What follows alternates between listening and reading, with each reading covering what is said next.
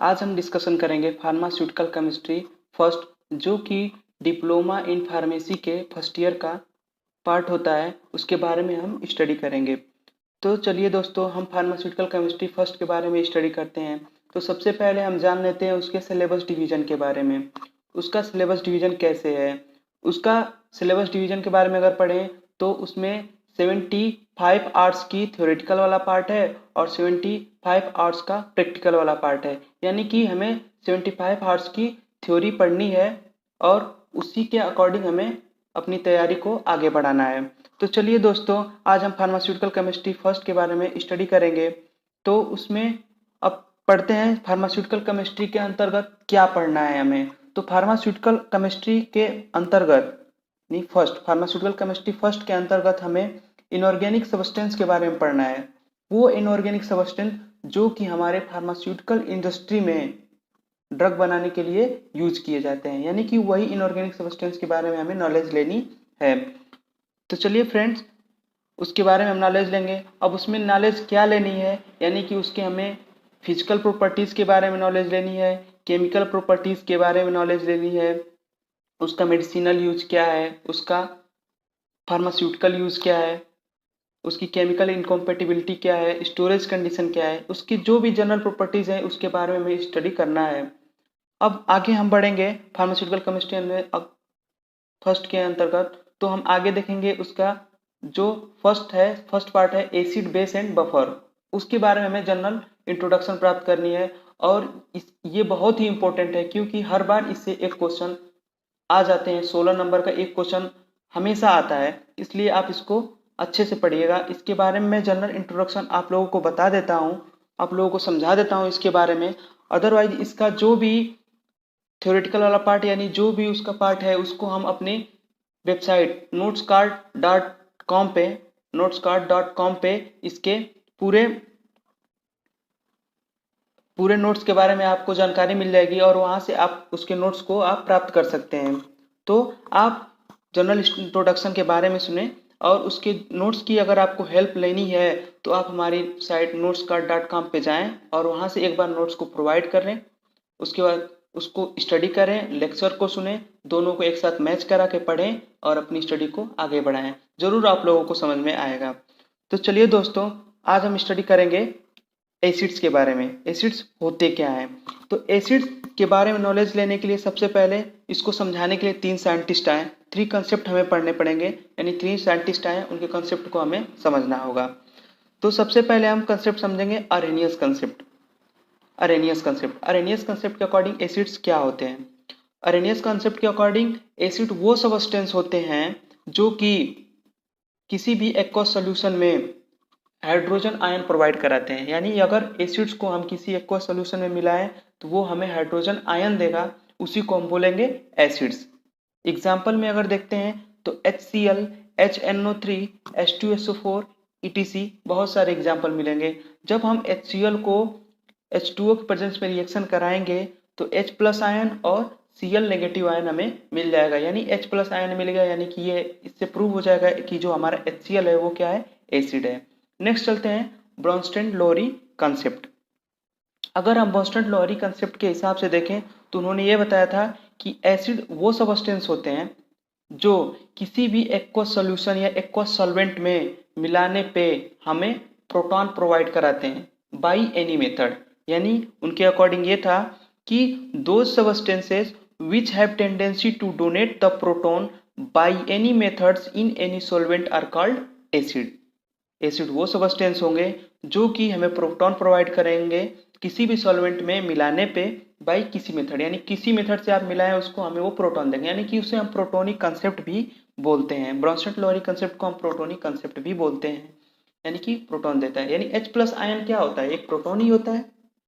तो उन्होंने उनके अकॉर्डिंग ये प्रोटोनिक कंसेप्ट होता है। उन्होंने भी रिएक्शन अपना दिया, उन्होंने भी HCl को सॉल्वेंट H2O के प्रेजेंस में जब रिएक्शन कराया तो H प्लस आयन और Cl नेगेटिव आयन, यानी कि हमें प्रोटॉन मिल गया और क्लोरीन नेगेटिव। तो ये हो गया ब्रोंस्टेड-लोरी कंसेप्ट। नेक्स्ट आगे चलते हैं तो है लुईस कंसेप्ट। लुईस साहब के अकॉर्डिंग क्या है, एसिड्स क्या होते हैं। तो उनके अकॉर्डिंग एसिड वो सब्सटेंट होते हैं जो कि लोन पेयर गेन करने की टेंडेंसी रखते हैं। यानी लोन पेयर कहिए या इलेक्ट्रॉन पेयर कहिए, यानी कि एक्स्ट्रा इलेक्ट्रॉन या एक्स्ट्रा लोन पेयर को अपने अंदर गेन करने की प्रॉपर्टी रखने वाले को ही हम क्या बोलेंगे, एसिड्स बोलेंगे। Example AlCl3, SF6, SO3 etc, बहुत सारे एग्जाम्पल हैं। अब चलिए आगे हम बढ़ते हैं। तो आगे हम क्या पढ़ेंगे एसिड्स के बारे में, तो characteristics feature of acids, characteristic feature of acid. तो फ्रेंड्स मैं आप लोगों को समझाने के लिए एक ओवरव्यू अपने सामने रखा हूं, जिसके थ्रू मैं आप लोगों को समझा सकता हूं। आप लोग इसको नोट्स हमारे notescard.com साइट पे जाएं और वहां से इसको नोट्स को कंप्लीट नोट्स को लें और उसको लेक्चर के साथ मैच करा के पढ़ें, जिससे आप लोगों को बहुत ही अच्छी तरह से समझ में आएगा। चलिए फ्रेंड्स, तो हम आप लोगों को उसकी कैरेक्टरिस्टिक फीचर्स बताते हैं। एसिड की कैरेक्टरिस्टिक फीचर्स कुछ होती हैं जिसके बारे में पूछा जाएगा, आप लोगों को बताना भी पड़ेगा। तो चलिए हम आगे बढ़ते हैं। तो हम अपने हिंट्स के लिए बस हमने रखा है क्या, गुड कंडक्टर। पहला पॉइंट है गुड कंडक्टर। एसिड क्या होता है, एसिड गुड कंडक्टर होता है। एसिड एक गुड कंडक्टर कैसे, आप लोगों को जनरल पता होगा कि आप लोग तेजाब का यूज करते हैं बैटरी वगैरह में। तो हम देखते हैं बैटरी वगैरह में तेजाब क्या काम करता है, वो एक प्रकार का एसिड होता है। जब हम उसको मिलाते हैं तो वो कंडक्टिविटी को बढ़ा देता है। यानी कि acids are good conductor of electricity when dissolved in aqueous solution. जब भी हम एक्वस सोल्यूशन में डिजोल्व कर देंगे किसी भी एसिड को तो वो इलेक्ट्रिसिटी को बढ़ा देगा। कोरोसिव नेचर, यानी ये कोरोसिव नेचर का होता है। कोरोसिव खुरदरा कर देना यानी नुकसान कर देना, खुरदरा कोरोसिव खुरदरा टाइप में कर देने वाला है, तो बहुत ही खतरनाक होता है। एसिड अगर वो हाईली एसिडिक है तो वो नुकसान कर देगा। अब पीएच के बारे में इसके बात करेंगे, पीएच के बारे में बात करेंगे, टेस्ट के बारे में बात करेंगे। तो इसका पीएच कितना होता है, तो एसिड्स के पीएच के बारे में अगर बात करें तो एसिड्स का पीएच जो होगा हमेशा लेस देन 7 ही होगा। सभी लोगों को पता होता है कि जो पीएच होता है न्यूट्रल पॉइंट का पीएच होता है, न्यूट्रल पॉइंट है वो 7 होता है। उससे अगर लेस देन आए तो एसिड होगा और उससे आगे जाएं तो वो बेस होगा। यानी एसिड्स वो सब्सटेंस होते हैं जिसका पीएच हमेशा 7 से कम ही होगा, उसे बोलेंगे पीएच। अब उसमें होता है कुछ ऐसे एसिड होते हैं जिनका 1, 2, 3 के आसपास होता है, वो बहुत ही हाईली एसिडिक होते हैं, और जो ऊपर होते हैं उससे लेस एसिडिक बोला जाता है। एसिड्स के बारे में अगर उसके टेस्ट के बारे में बात करें तो उसका टेस्ट कैसा होता है आप सभी लोगों को पता है, सॉर टेस्ट। अगर एसिड्स का नाम लें तो सबको ये पता चलता है, हाँ नींबू। अब नींबू खट्टा ही होता है भाई, अब नींबू खट्टा है यानी सॉर टेस्ट का होता है। तो एसिड्स का टेस्ट कैसा होता है, नींबू की तरह होता है। आगे चलते हैं, मेटल रिएक्शंस के पढ़ेंगे। तो जब भी एसिड किसी भी मेटल के साथ रिएक्ट करेगा तो हाइड्रोजन गैस प्रोवाइड कराएगा। यानी कि अगर कोई मेटल हमने लिया उसको एसिड के साथ जब भी रिएक्ट कराएंगे तो वो हाइड्रोजन गैस प्रोवाइड करेगा। इससे ये पता चलता है कि वो एसिड्स हैं। Next, bubble release in acid. Bubble release in acid यानी किसी भी एसिड में अगर हम मेटल्स को डालेंगे तो वहां पे बबल्स निकलेगा। वो बबल किसका होगा, हाइड्रोजन का होगा। हाइड्रोजन गैस जो निकल रही है उसी का बबल होगा।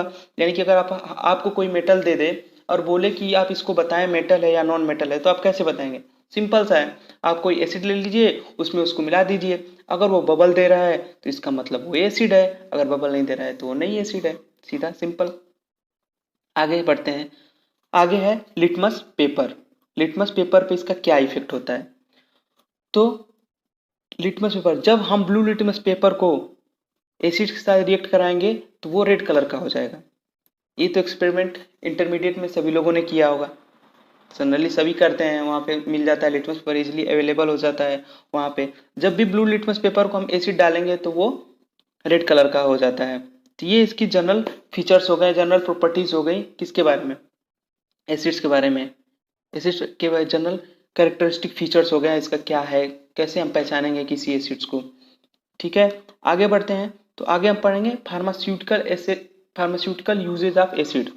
फार्मास्यूटिकल यूज कहाँ कहाँ एसिड्स का होता है, कौन कौन से एसिड हैं जिनका हम फार्मास्यूटिकल यूज करते हैं। तो चलिए फ्रेंड्स, सबसे पहले हम पढ़ेंगे सैलिसिलिक एसिड। सैलिसिलिक एसिड, सभी लोग पता है सैलिसिलिक एसिड बहुत ही वाइडली यूज होने वाला सब्सटेंस है हमारे फार्मास्यूटिकल इंडस्ट्री में, क्योंकि जनरली आप लोग, अब जनरल सभी लोगों को पता चल गया सैलिसिलिक एसिड का यूज कहाँ होता है। इस समय फंगल इन्फेक्शंस वगैरह जहाँ पे भी हो रहे हैं, बैक्टीरियल इन्फेक्शंस हो रहे हैं, यानी स्किन रिलेटेड जो भी डिसऑर्डर्स हो रहे हैं उस पर सैलिसिलिक एसिड का यूज किया जाता है। तो अगर हम पॉइंट बेसिस देखें, पॉइंट के हिसाब से पढ़ें, तो उसका यूज होता है माइक्रोबियल ग्रोथ को प्रिवेंट करने के लिए और अपर स्किन लेयर को बचाने के लिए किसी भी बैक्टीरियल या माइक्रोबियल ग्रोथ से, यानी कि अपर स्किन जो लेयर होती है उसको माइक्रोबियल ग्रोथ से बचाने के लिए हम सैलिसिलिक एसिड का यूज करते हैं। और ठीक है, आगे बढ़ेंगे तो इसका यूज किस में किया जाता है? पाउडर्स वगैरह बनाने में, क्रीम्स वगैरह बनाने में इसका यूज किया जाता है। जनरली सैलिसिलिक एसिड का यूज किया जाता है, जिससे हम क्या करते हैं, ये हेल्प किस में करता है, जैसे कि हमारे चेहरे पे मस्से वगैरह हो जाते हैं, यानी वार्ड्स हो जाते हैं, सोरियासिस यानी कि स्किन कोई डिजीज हो जाती है, डैंड्रफ वगैरह हटाने के लिए शैम्पू में यूज किए जाते हैं,